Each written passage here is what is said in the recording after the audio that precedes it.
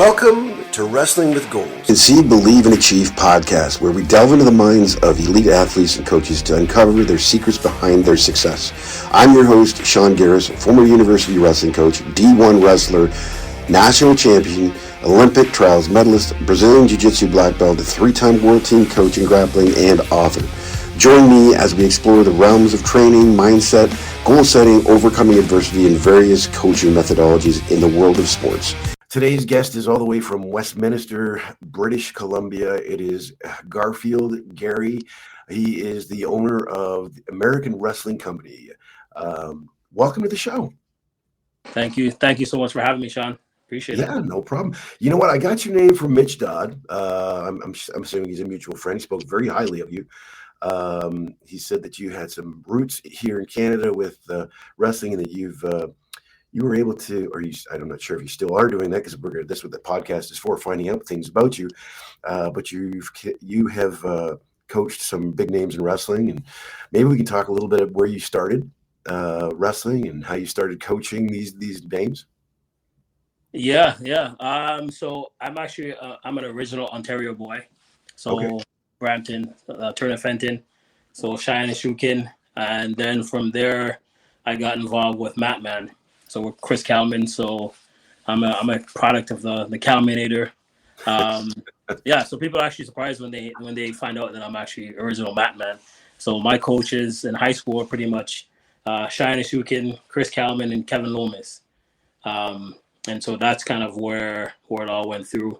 And then after high school, I went out to Guelph for a little bit.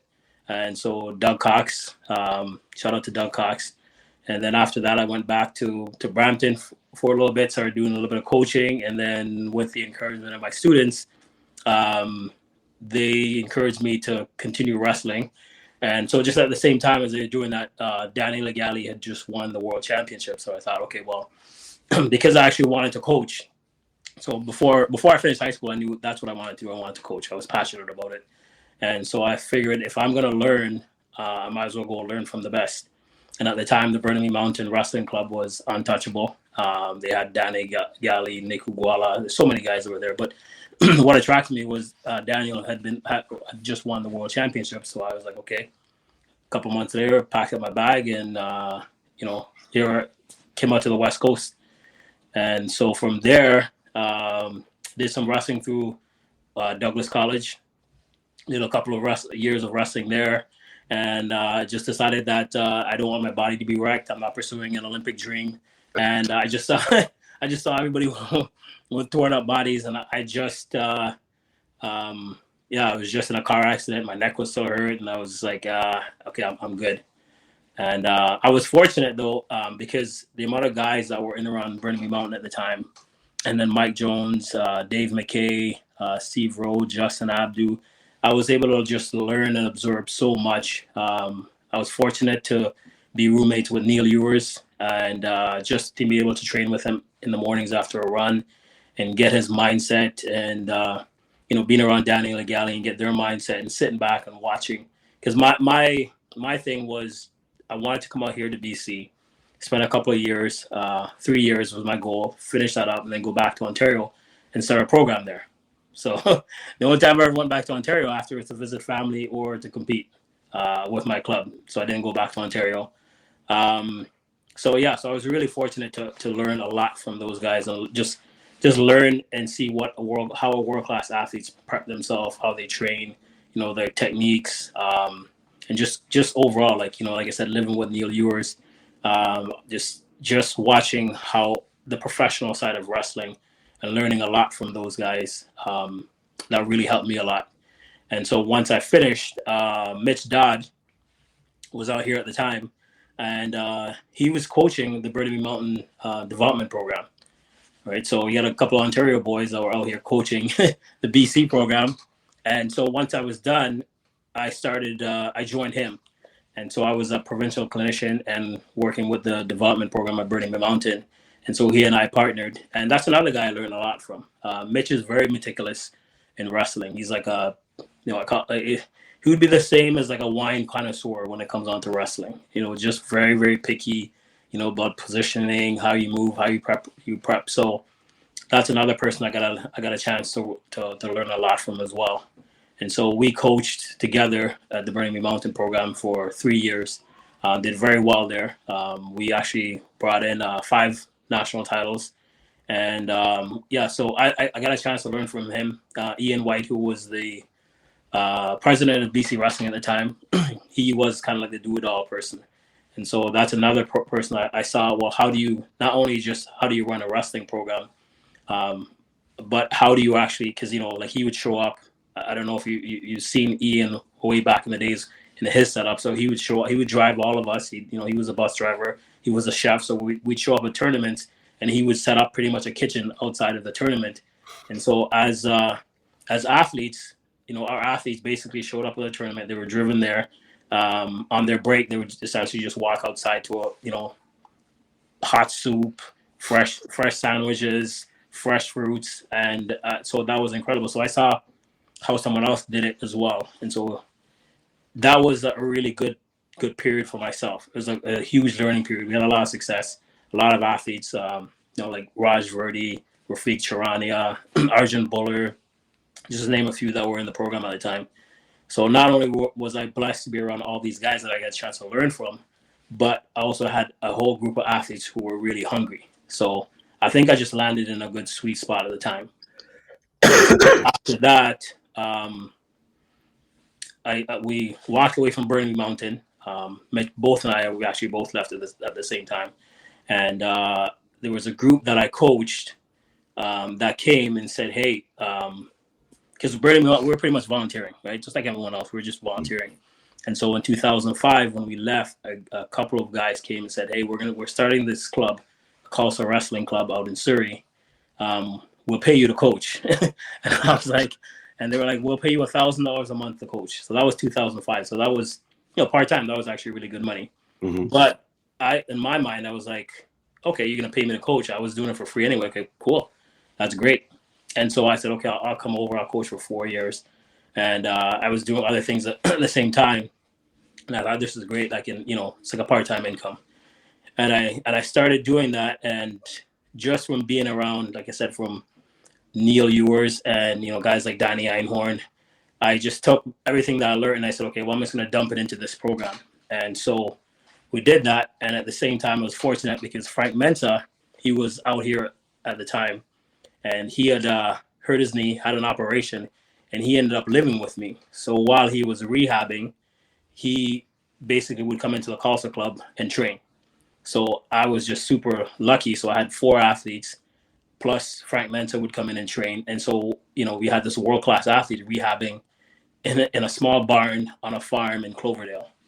And so, those are the best areas for wrestling to grow, I believe, because it wasn't comfortable in the wintertime. It was body heat that heated up the room. Literally, it was a little fan in the corner, and it squealed, right? And so we had, 6 dedicated athletes, parents and everyone. And like I said, it was literally on a farm, the Sandu farm out in Cloverdale. And the club itself really grew. We had some, guys like Manjot Sandu, Gurdeep Bisla, and of course, a lot of people know Amar Desi, Param Desi. So those guys all came from that little group of 6 that were there. And of course, Frank rehabbing in the program. So not only what those guys got a chance to learn as well, too, was that they got to learn the mindset of a world-class athlete, right? Because he would just come in there and just beat the crap out of those guys. And so they picked that up, right? So it's kind of like having the little puppies and then the big dog comes in and just murders them. And they get to pick up the mindset. So for me, that was another blessing as a coach as well. And so that's essentially, what I did. I worked on my business and I coached. And people came and asked us for personal training. And so we got a chance to do personal training. And so where it grew into a full-time, it's pretty much a full-time gig. And then we were lucky enough, I was dating someone at the time.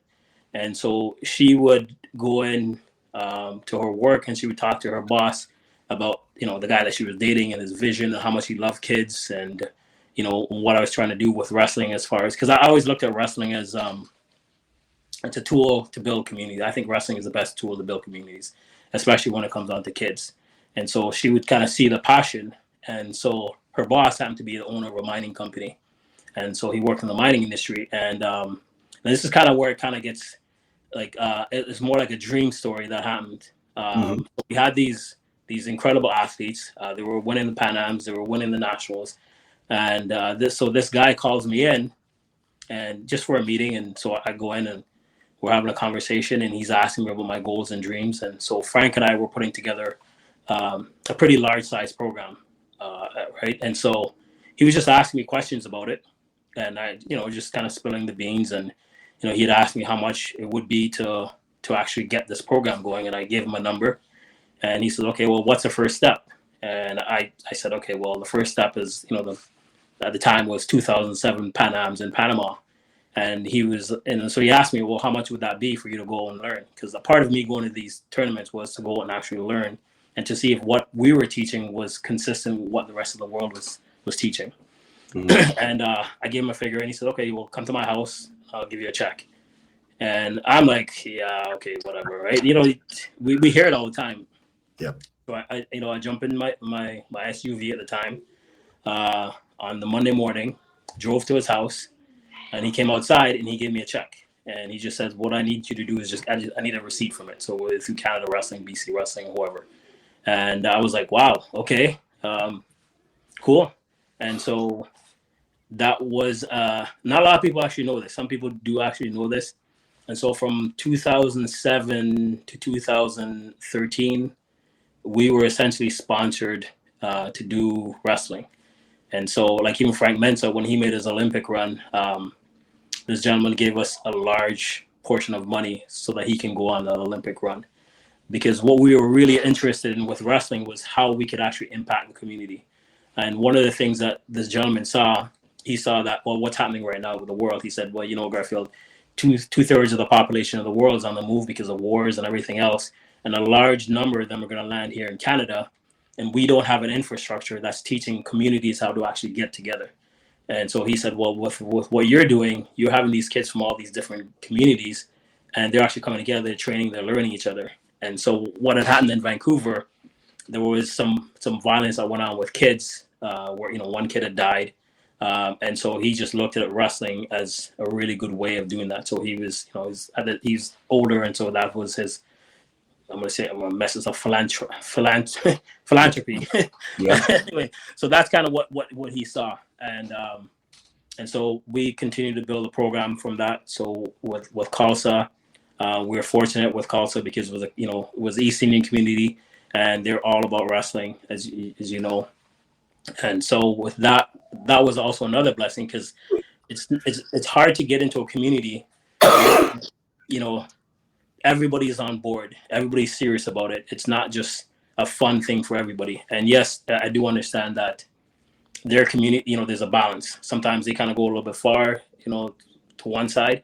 And so it's kind of to reel them back in. But they did give me kind of the authority, like this is, as in their community, the coach is like the guru, right? So, I'm the one who's raising the kids, is what they told me. And so I could actually reel them back in so it doesn't go too far one way.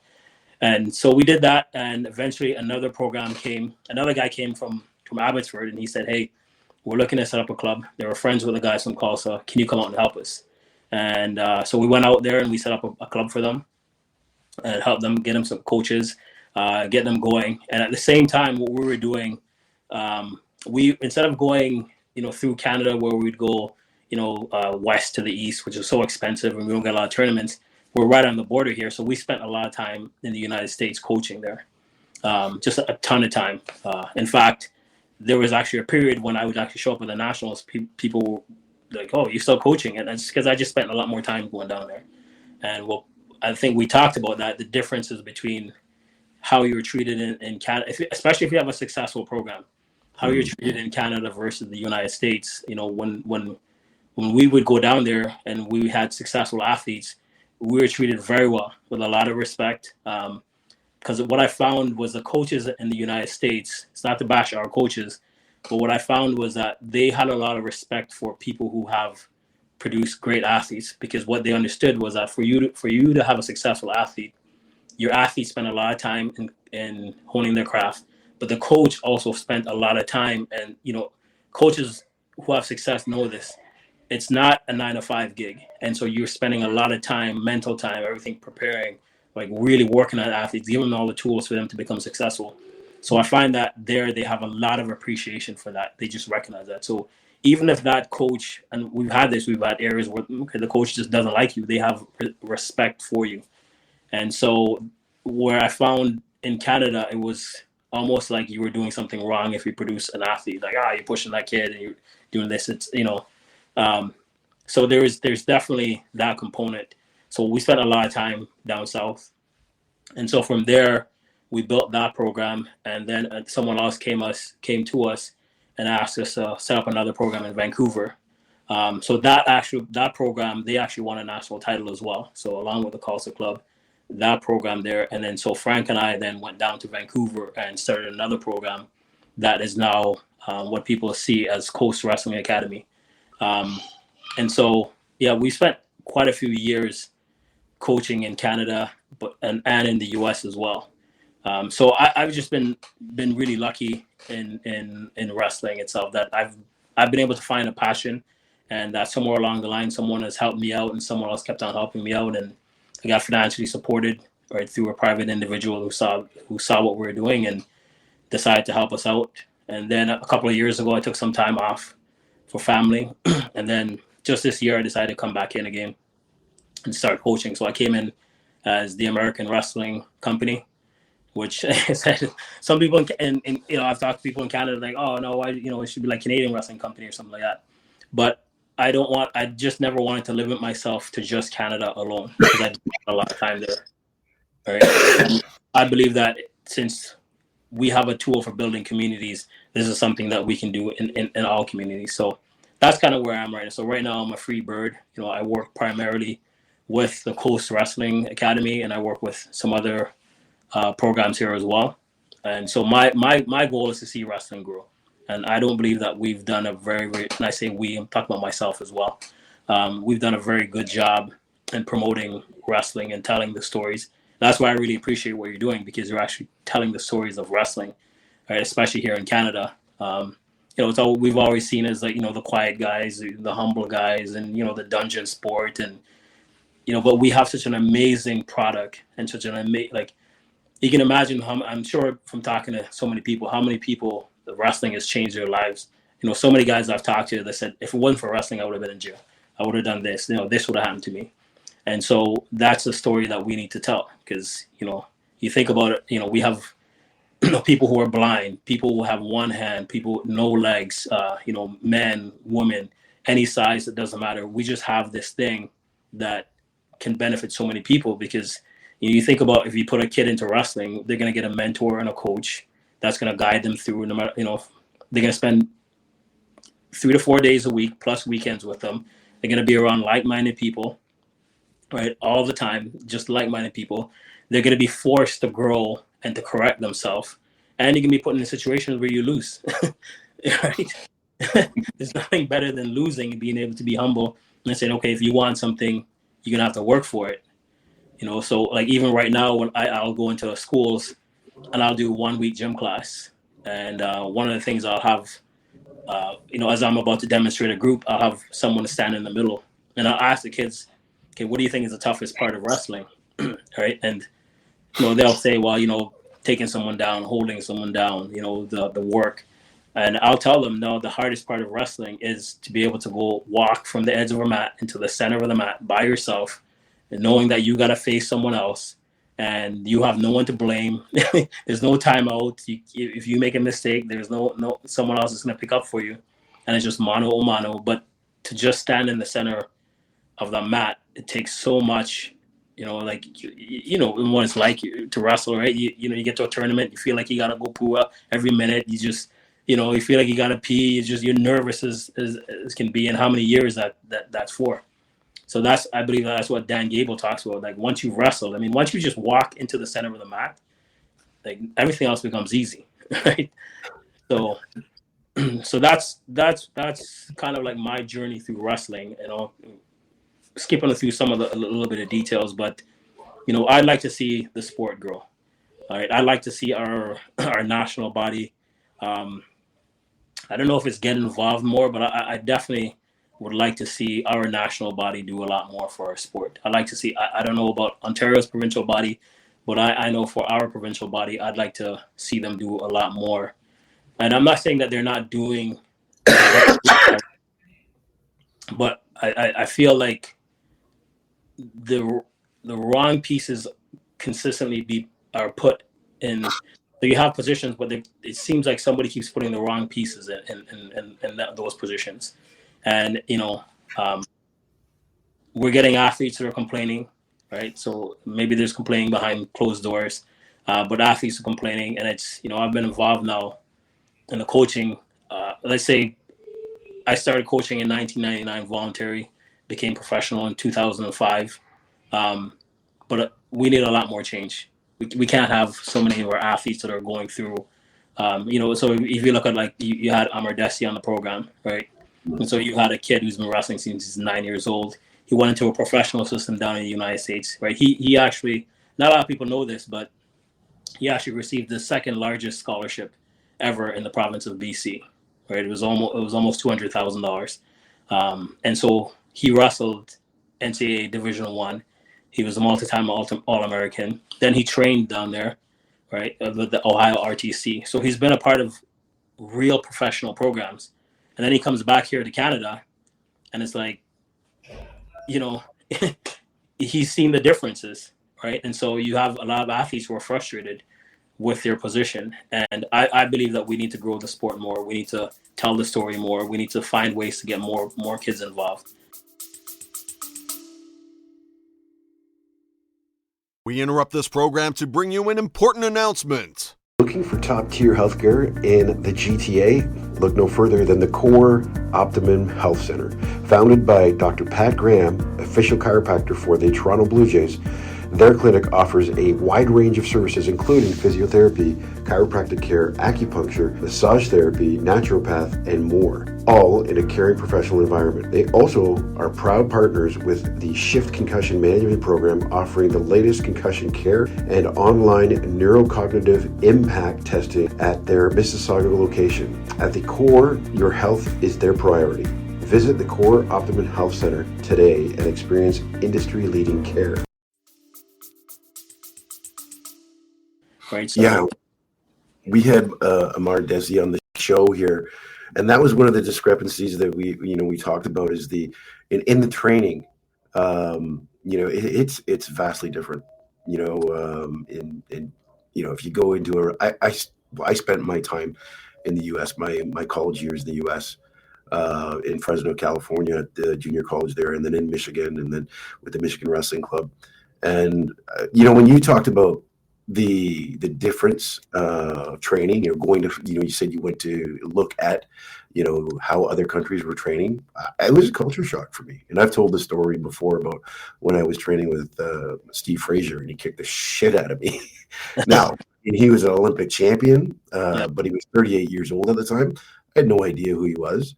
I caught him in two moves and pissed him off, and he didn't let me go for an hour. He just beat the crap out of me for an hour. And I had never actually experienced that type of training before, that aggressive type of training before. It was a real culture shock. And then going into the wrestling room in Michigan and just being, you're a high school wrestler from Ontario, and you come in there and, their high school wrestlers are, far beyond what you are. So you had to work your way, through that. And, sorry, you talk about the gaps that are there. When you went and identified the gaps, in training, how hard was it to, bring it back into your training at the room? Because you got these wrestlers that are used to, kind of, I guess, the status quo of training, and then you turn it up a notch. Like, how did they handle that? Well, it depends, right? So, so when I coached at the Khalsa Club, when we were on the farm, right, that was an easy way. I didn't recognize it until after I left that, but that was an easy way to train, right? Because it was very raw. And like I said, having Frank Mensa coming in that room, it really turned up the the mentality. He's got a very, very aggressive mentality. I believe that if he hadn't been injured, and if he here's a guy who's a young guy at 20 years old, he's lost his mom and his dad, right? And so a lot of that plus injury at the time, I believe that he would have been one of our Olympic medalists. And so I was fortunate, right, for his misfortune. And so he came into the room. So being on that farm, what it did, and also too with with Amr and his dad also has that wrestling is serious, right? And so with that, it was easier to have that because it was in a farm. And then also too, the dads that were there, they're from old school India, farm mentality. So work hard, be disciplined, listen to everything adults say.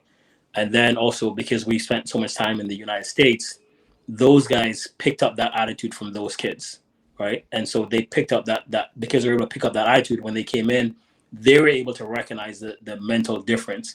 So in that training room, that gap wasn't that hard. So everyone that was coming, so those kids, they took over that room.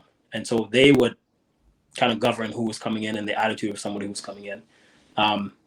Where the gap was, where I had to, so once we left that, I had to then talk to people about the reality of wrestling, right? It's being very upfront with these guys about the reality of wrestling. That, so you say you want to, so one of the things I would say to some of these kids, like I have a kid right now, he wants to be an Olympic champion. Okay, great. No problem. That's a great dream. I'm all for those dreams. And so he's born in Canada. And so I would say to him, first thing I said to him was, okay, well, since that's what you want to do, here's what I need you to do the research and find me the Canadian-born male Olympic champion, and then we'll kind of identify who that person is. And so he's like, oh, Daniel Legali, and I was like, well, no, Daniel Legali he was born in Nigeria, came here when he was like 22 years old, right? So that's a man coming into a program, a system, and then So I said, okay, so you're trying to be the first of a kind, so you need to understand the reality is that, I'll tell you a story. So I had one of my athletes, he went to the World Championships in 2011, Cadet Worlds. And so I said to him, when you're there, I want you to go around and talk to some of the guys, talk to some of the other teams, right? He's outgoing anyway, so he does stuff like that. And so he went and he was speaking to, I believe it was Belarus. And so he was asking them about the differences. And so what they told him was that the difference between us and you is that for you guys, this is fun, right? This is a fun thing that you do, right? Wrestling is just this fun thing. For us, it's really serious. It's what we do, right? It's like a profession. It's like a job. They approach it from that mentality. So with that gap is to get the guys to understand that you're trying to do something of the first. This is a fun thing for you. Win or lose, you'll still have your education. You'll still have, life will still be great for you. This is like something you do outside of what you kind of do. The people that you're trying to compete against, this is all they do. This is where their life is going to be. And in fact, in some of those places, this is how they're going to pull their family out of whatever economic condition that they have.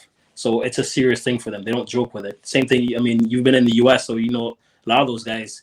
My dad wrestled, my uncle wrestled, I'm representing my community when I go on the mat. It's a big deal for them. It's all like there's some of these high school guys. That's all they do, and you don't have to tell them to go to practice, right? We tend to tell some of our guys, the kid's gonna burn out and so forth. It's like, all right, cool, but if you're serious about it, the guys who you're coming against, that's their, I remember when I asked Steiner and Zaleski when they were recruiting Amr, I said, well, what do you guys look for? They said, we look for guys. Number one, we look for guys who love it, right? They said they gotta love. We don't care how good they are. If they don't love it, we don't recruit them. And so you're going up against guys who literally love the thing that we say is going to burn you out. So how do you compete against that? We're telling you that if you train too hard, you're going to burn out. The other guy is saying, this is like, this thing that's going to quote unquote burn you out is like, it drives my love, right? So it's getting them to understand the reality of where you want to go. And now you make a decision, right? You're either going to be a Canadian wrestler or international wrestler. They're not the same thing at all, right? And so if you make a decision you're going to be a Canadian wrestler, okay, you're going to train a certain way. But if you decide you're going to be an international wrestler, you're going to have to make that commitment that this is what you're going to do.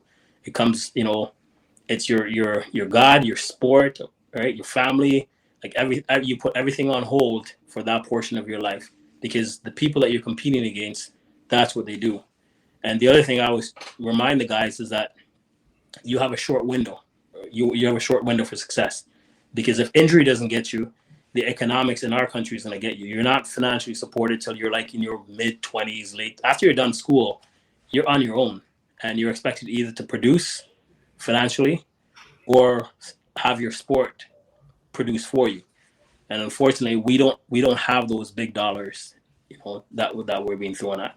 So I think once I get to the reality of this is the sport itself, right? If you're just a Canadian mindset, you're going to have a real hard time when you go international, if you go international, right? Mm-hmm. So you have to change your mindset now and understand the reality of the sport, and understand that all the kids out there that are your age, they're really serious about the sport. It's not a fun thing for them. That concludes part 1 of this episode. Part 2 will be released next week, but don't forget to follow us on Instagram at Coach Geris, and on X, as well as our Facebook page, Wrestling with Goals, the Conceive, Believe, and Achieve podcast.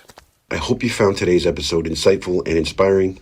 Your support means the world to us, so don't forget to subscribe to the podcast and leave a comment in the section below. Your feedback fuels our journey to bring you more valuable content and stories from the realm of sports. Until next time, keep pushing boundaries, believing in yourself, and achieving greatness.